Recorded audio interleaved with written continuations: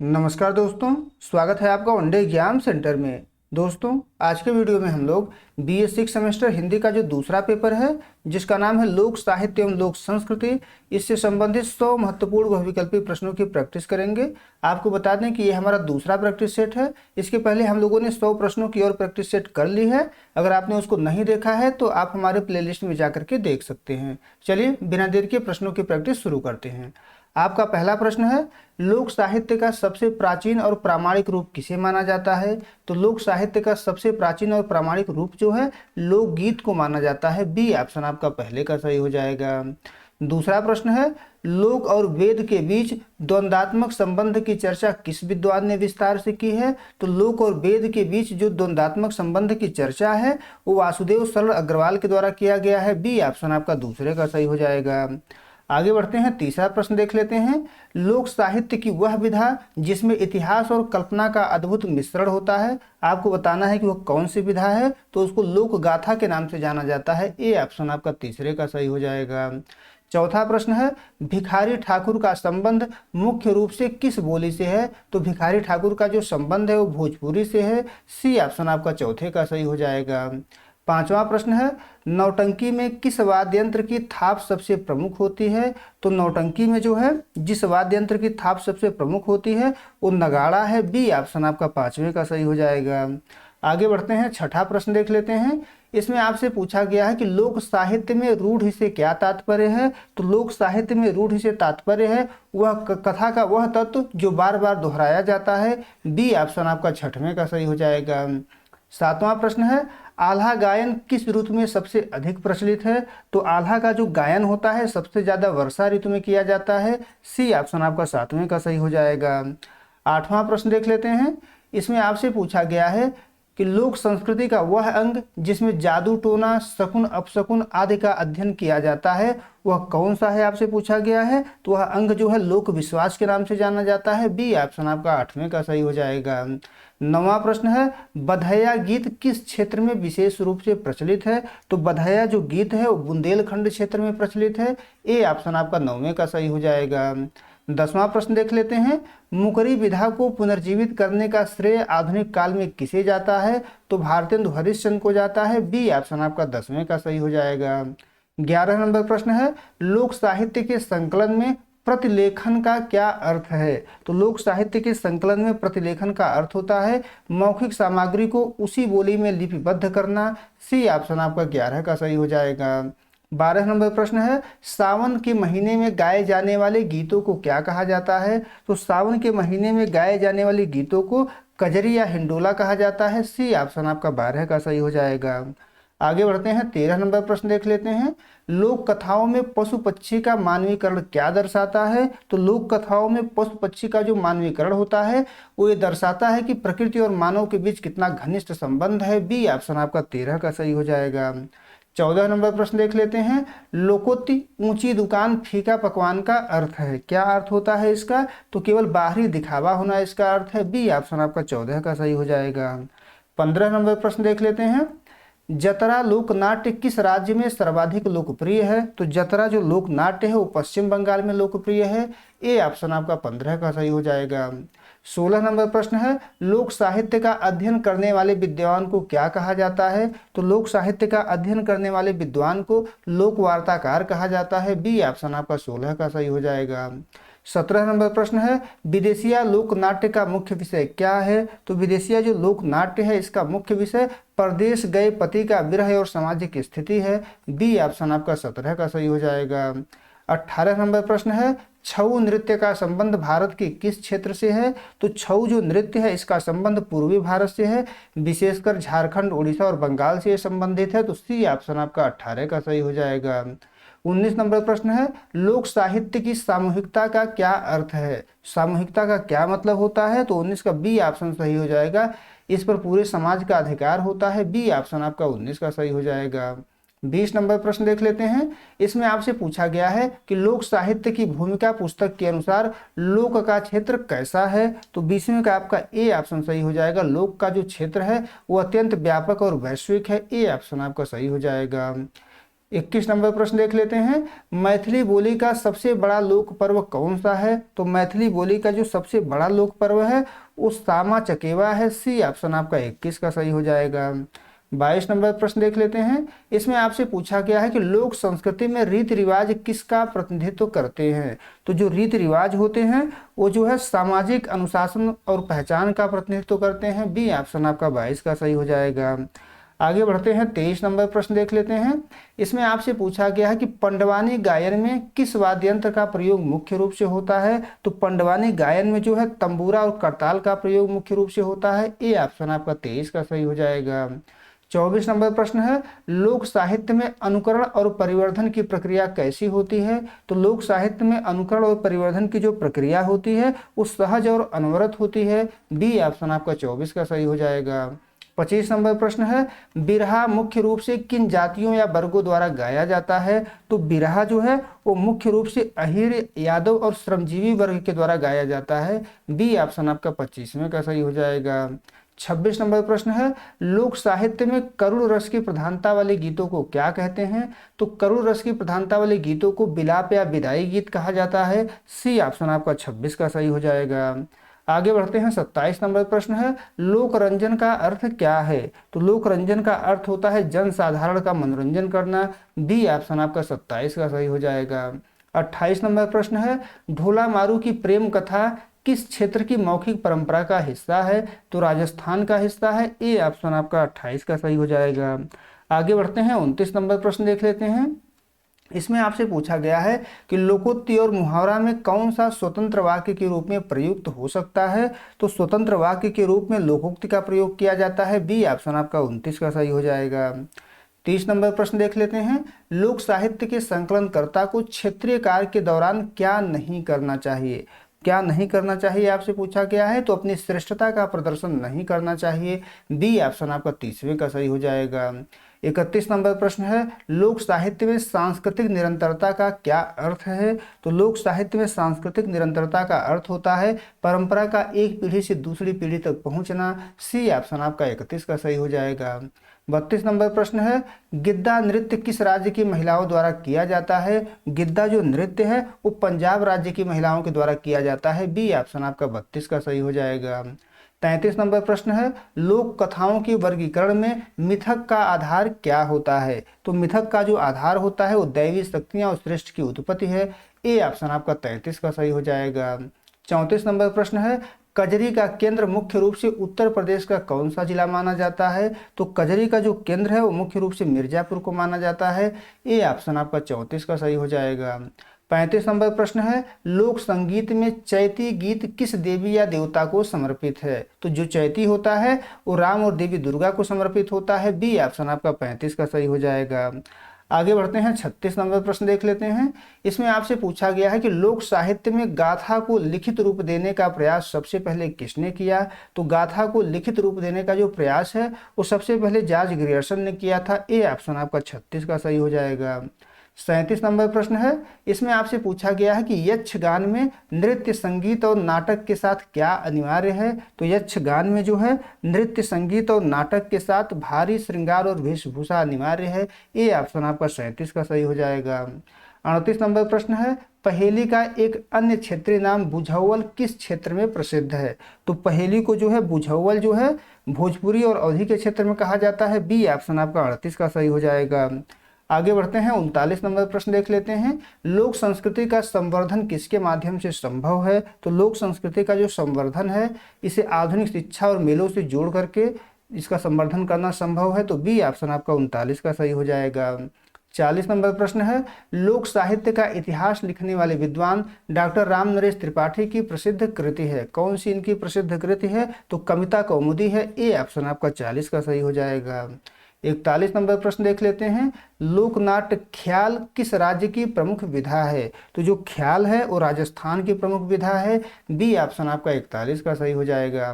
42 number प्रश्न है, प्रकीर्ण साहित्य में पहेलियों के अलावा और क्या शामिल है? तो पहेलियों के अलावा जो है प्रकीर्ण साहित्य में गालियां शामिल किया जाता है विवाह के समय देने वाली। तो ए ऑप्शन आपका 42 का सही हो जाएगा। आगे बढ़ते हैं, 43 नंबर प्रश्न देख लेते हैं, लोक साहित्य की अनियतता का क्या अर्थ है? लोक साहित्य की अनियतता का क्या अर्थ होता है, आपसे पूछा गया है। तो लोक साहित्य की अनियतता का अर्थ होता है मौखिक होने के कारण पाठ का निश्चित न होना। बी ऑप्शन आपका 43 का सही हो जाएगा। 44 नंबर प्रश्न है, लोक संस्कृति और राष्ट्रीय एकता के बीच सेतु का कार्य कौन करता है? तो लोक संस्कृति और राष्ट्रीय एकता के बीच सेतु का जो कार्य है वो साझा सांस्कृतिक मूल्य और उत्सव के द्वारा किया जाता है। बी ऑप्शन आपका 44 का सही हो जाएगा। आगे बढ़ते हैं, 45 नंबर प्रश्न देख लेते हैं। गरबा नृत्य किस अवसर पर मुख्य रूप से किया जाता है? तो गरबा जो नृत्य है वो मुख्य रूप से नवरात्रि के अवसर पर किया जाता है। बी ऑप्शन आपका 45 का सही हो जाएगा। 46 नंबर प्रश्न है, लोक साहित्य में गीत और संगीत का संबंध कैसा है? तो लोक साहित्य में गीत और संगीत का जो संबंध है वो अविभाज्य और एक दूसरे के पूरक हैं। सी ऑप्शन आपका सही हो जाएगा। आगे बढ़ते हैं, 47 नंबर प्रश्न है, आंचलिक लोक साहित्य के अध्ययन में किसका स्थान सर्वोपरि है? तो आंचलिक लोक साहित्य के अध्ययन में स्थानीय बोलियों का स्थान सर्वोपरि है। ए ऑप्शन आपका 47 का सही हो जाएगा। आगे बढ़ते हैं, 48 नंबर प्रश्न देख लेते हैं। लोकोक्ति को लोक की सूक्ति किसने कहा है? तो लोकोक्ति को लोक की सूक्ति जो है वासुदेव शरण अग्रवाल के द्वारा कहा गया है। बी ऑप्शन आपका 48 का सही हो जाएगा। 49 नंबर प्रश्न है, लोकनाट्य नौटंकी की दो प्रमुख शैलियां कौन सी हैं? तो नौटंकी की जो दो प्रमुख शैलियां हैं वो हाथरस और कानपुर है। बी ऑप्शन आपका 49 का सही हो जाएगा। आगे बढ़ते हैं, 50 नंबर प्रश्न देख लेते हैं। इसमें आपसे पूछा गया है कि लोक साहित्य का कौन सा रूप सबसे अधिक परिवर्तनशील है? तो लोक साहित्य का जो रूप सबसे अधिक परिवर्तनशील है वो लोकगीत है। ए ऑप्शन आपका 50वें का सही हो जाएगा। 51 नंबर प्रश्न है, लोक साहित्य में लोक शब्द का प्रयोग सबसे पहले किस वेद में मिलता है? तो ऋग्वेद में मिलता है। बी ऑप्शन आपका 51 का सही हो जाएगा। 52 नंबर प्रश्न है, लोकवार्ता शब्द का सर्वप्रथम प्रयोग किसने किया था? तो लोकवार्ता शब्द का सबसे पहले जो प्रयोग है वो विलियम थॉमस के द्वारा किया गया था। ए ऑप्शन आपका 52 का सही हो जाएगा। 53 नंबर प्रश्न है, भोजपुरी लोक साहित्य में बटोही गीत के रचयिता कौन है? तो बटोही जो गीत है इसके रचयिता बाबू रघुवीर नारायण माने जाते हैं। बी ऑप्शन आपका 53 का सही हो जाएगा। आगे बढ़ते हैं, 54 नंबर प्रश्न है, कजरी का जन्म स्थान किसे माना जाता है? तो कजरी का जो जन्म स्थान है वो मिर्जापुर को माना जाता है। सी ऑप्शन आपका सही हो जाएगा। 55 नंबर प्रश्न है, लोक गाथा लोरिकायन किस क्षेत्र की प्रसिद्ध गाथा है? तो लोरिकायन जो है वो भोजपुरी और मगही क्षेत्र की प्रसिद्ध गाथा है। बी ऑप्शन आपका 55 का सही हो जाएगा। आगे बढ़ते हैं, 56 नंबर प्रश्न है, लोकनाट्य रासलीला के मुख्य पात्र कौन होते हैं? तो रासलीला के जो मुख्य पात्र होते हैं वो कृष्ण और राधा होते हैं। सी ऑप्शन आपका 56 का सही हो जाएगा। 57 नंबर प्रश्न है, लोक साहित्य में गद्य का मुख्य आधार क्या है? तो लोक साहित्य में गद्य का जो मुख्य आधार है वो लोक कथा और लोक वार्ताएं हैं। बी ऑप्शन आपका 57 का सही हो जाएगा। 58 नंबर प्रश्न है, विवाह के समय वर पक्ष को दी जाने वाली व्यंग्यात्मक गालियों को क्या कहते हैं? तो गारी या सीठने कहा जाता है। बी ऑप्शन आपका 58 का सही हो जाएगा। 59 नंबर प्रश्न देख लेते हैं, पंडवानी लोक गायन शैली किस महाकाव्य पर आधारित है? तो पंडवानी जो लोक गायन शैली है वो महाभारत पर आधारित है। ए ऑप्शन आपका 59 का सही हो जाएगा। 60 नंबर प्रश्न देख लेते हैं।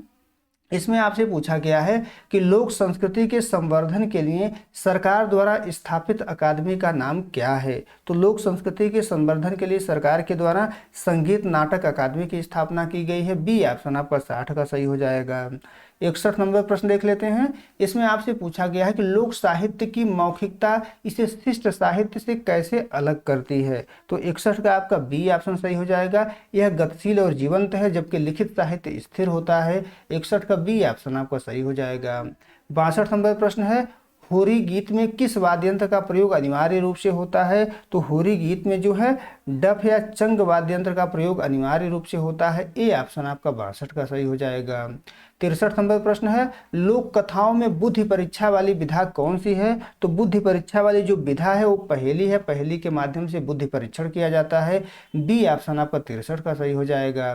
64 नंबर प्रश्न है, ब्रज लोक साहित्य का मुख्य रस कौन सा है? तो ब्रज लोक साहित्य का जो मुख्य रस है वो वात्सल्य और श्रृंगार रस है। बी ऑप्शन आपका 64 का सही हो जाएगा। 65 नंबर प्रश्न है, अवतारी या देवता गीत किस विधा के अंतर्गत आते हैं? तो अवतारी या देवता गीत जो होते हैं वो लोक विश्वास और धार्मिक लोकगीत के अंतर्गत आते हैं। ए ऑप्शन आपका 65 का सही हो जाएगा। 66 नंबर प्रश्न है, कजरी का गायन किस क्षेत्र में वर्षा ऋतु में झूला झूलते समय होता है? तो कजरी का जो गायन है वो मुख्य रूप से अवध और पूर्वांचल में होता है। ए ऑप्शन आपका 66 का सही हो जाएगा। आगे बढ़ते हैं, 67 नंबर प्रश्न देख लेते हैं। इसमें आपसे पूछा गया है कि लोक साहित्य के संकलन में तटस्थता का क्या अर्थ है? लोक साहित्य के संकलन में तटस्थता का अर्थ होता है सामग्री को बिना किसी बदलाव के ज्यों का त्यों प्रस्तुत करना। बी ऑप्शन आपका 67 का सही हो जाएगा। 68 नंबर प्रश्न है, तमाशा लोक नाट्य का मुख्य कलाकार क्या कहलाता है? तो तमाशा लोक नाट्य का जो मुख्य कलाकार होता है उसको विदूषक या साहिर कहा जाता है। ए ऑप्शन आपका 68 का सही हो जाएगा। 69 नंबर प्रश्न है, मुहावरा शब्द मूलतः किस भाषा का है? तो मुहावरा जो शब्द है वो मूलतः अरबी भाषा का शब्द है। बी ऑप्शन आपका 69 का सही हो जाएगा। 70 नंबर प्रश्न है, लोक संस्कृति में पर्वों का मुख्य सामाजिक लाभ क्या है? तो लोक संस्कृति में पर्वों का जो मुख्य सामाजिक लाभ है वो सामाजिक समरसता और आपसी मेलजोल को बढ़ावा देना है। बी ऑप्शन आपका 70 का सही हो जाएगा।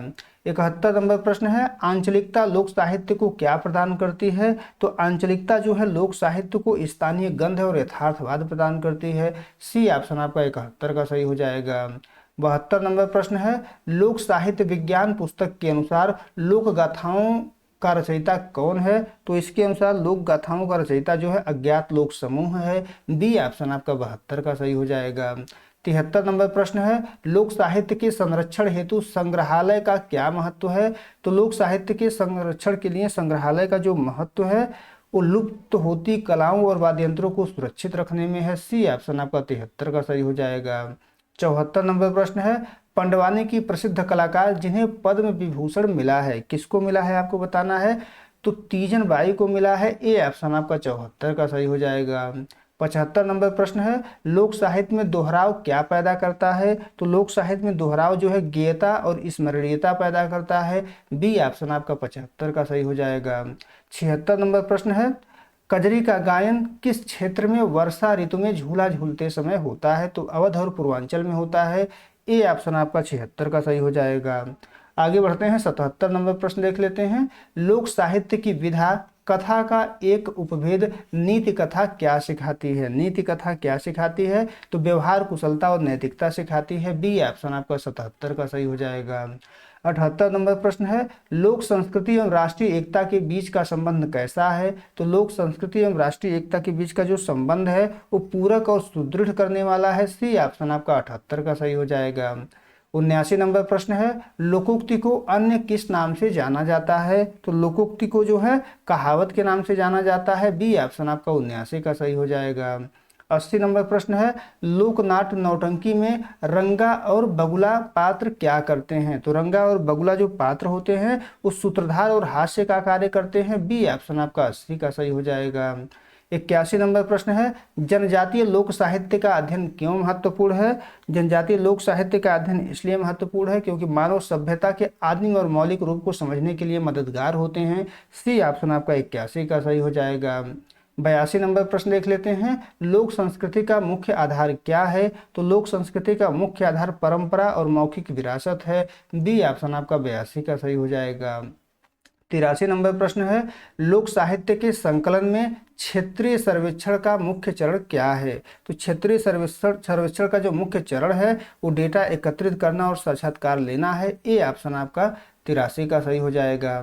84 नंबर प्रश्न है, बुंदेली लोक साहित्य में महान नायक आल्हा और उदल किसके सेनापति थे? तो परमर्थ देव के सेनापति थे। बी ऑप्शन आपका 84 का सही हो जाएगा। आगे बढ़ते हैं, 85 नंबर प्रश्न देख लेते हैं, पहेली का मुख्य कार्य क्या है? पहेली का मुख्य कार्य होता है बौद्धिक चातुर्य की परीक्षा लेना। बी ऑप्शन आपका 85 का सही हो जाएगा। 86 नंबर प्रश्न है, लोक साहित्य का संवर्धन करने के लिए आधुनिक तकनीकी का क्या योगदान है? तो 86 का आपका सी ऑप्शन सही हो जाएगा। यह इसे वैश्विक स्तर पर पहुंचाने और संरक्षित करने में सहायक है। सी ऑप्शन आपका सही हो जाएगा। 87 नंबर प्रश्न है, मुहावरा वाक्य में कैसे प्रयोग होता है? तो मुहावरा जो है वाक्य के एक अंग यानी वाक्यांश के रूप में प्रयोग किया जाता है। बी ऑप्शन आपका 87 का सही हो जाएगा। 88 नंबर प्रश्न है, लोक साहित्य की विभिन्न विधाएं के अनुसार लोक गाथा का स्वभाव कैसा है? तो लोक गाथा का जो स्वभाव है वो वर्णनात्मक और कथात्मक है। बी ऑप्शन आपका 88 का सही हो जाएगा। 89 नंबर प्रश्न देख लेते हैं, लोकमानस की अभिव्यक्ति का सबसे सरल और सुलभ रूप क्या है? तो लोकमानस की अभिव्यक्ति का सबसे सरल और सुलभ रूप जो है लोकगीत को माना जाता है। सी ऑप्शन आपका 89 का सही हो जाएगा। 90 नंबर प्रश्न है, सांस्कृतिक विविधता राष्ट्रीय एकता को क्या करती है? तो सांस्कृतिक विविधता राष्ट्रीय एकता को समृद्ध और मजबूत करती है। बी ऑप्शन आपका 90 का सही हो जाएगा। 91 नंबर प्रश्न है, लोक साहित्य का कौन सा रूप श्रुति परंपरा पर आधारित है? तो श्रुति परंपरा पर जो है लोक साहित्य के सभी रूप आधारित हैं। बी ऑप्शन आपका 91 का सही हो जाएगा। 92 नंबर प्रश्न है, अवधि लोक साहित्य में राम का स्वरूप कैसा है? तो अवधि जो लोक साहित्य है राम का स्वरूप इसमें लोक नायक और आदर्श पुरुष के रूप में है। ए ऑप्शन आपका 92 का सही हो जाएगा। 93 नंबर प्रश्न है, भोजपुरी क्षेत्र में फागुन महीने में कौन सा गायन होता है? तो भोजपुरी क्षेत्र में फागुन महीने में जो है होरी या फगुआ गाया जाता है। ए ऑप्शन आपका 93 का सही हो जाएगा। 94 नंबर प्रश्न है, लोक साहित्य के अध्ययन में इतिहास को क्या लाभ मिलता है? तो लोक साहित्य के अध्ययन से जो है लोक जीवन और जनमानस के वास्तविक इतिहास की जानकारी मिलती है। डी ऑप्शन आपका 94 का सही हो जाएगा। 95 नंबर प्रश्न है, लोक संस्कृति में लोक कला के अंतर्गत क्या आता है? तो लोक संस्कृति में लोक कला के अंतर्गत जो है मांडना, अल्पना और भित्ति चित्र को शामिल किया जाता है। ए ऑप्शन आपका 95 का सही हो जाएगा। 96 नंबर प्रश्न है, लोकोक्ति के पीछे प्रायः क्या छिपा होता है? तो लोकोक्ति के पीछे प्रायः जो है कोई सत्य घटना या जीवन का गहरा अनुभव छिपा होता है। बी ऑप्शन आपका 96 का सही हो जाएगा।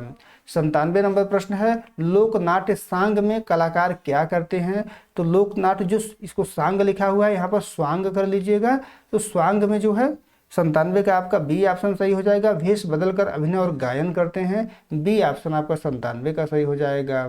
98 नंबर प्रश्न है, लोक साहित्य का संरक्षण वर्तमान समय में क्यों कठिन है? तो लोक साहित्य का संरक्षण वर्तमान समय में इसलिए कठिन है क्योंकि आधुनिक जीवन शैली और शहरीकरण के कारण पुरानी परंपराएं जो है छूटती जा रही हैं। बी ऑप्शन आपका 98 का सही हो जाएगा। 99 नंबर प्रश्न है, 99 नंबर प्रश्न में आपसे पूछा गया है कि लोक साहित्य और शिष्ट साहित्य के बीच कैसा संबंध है? तो लोक साहित्य और शिष्ट साहित्य के बीच जो संबंध है ये एक दूसरे से प्रेरणा लेते हैं। ए ऑप्शन आपका 99 का सही हो जाएगा। 100 नंबर प्रश्न देख लेते हैं। इसमें आपसे पूछा गया है कि लोक साहित्य की अंतिम परिणति क्या है? तो लोक साहित्य की अंतिम परिणति इसे आने वाली पीढ़ियों तक पहुंचाना है और जीवित रखना है। बी ऑप्शन आपका 100 का सही हो जाएगा।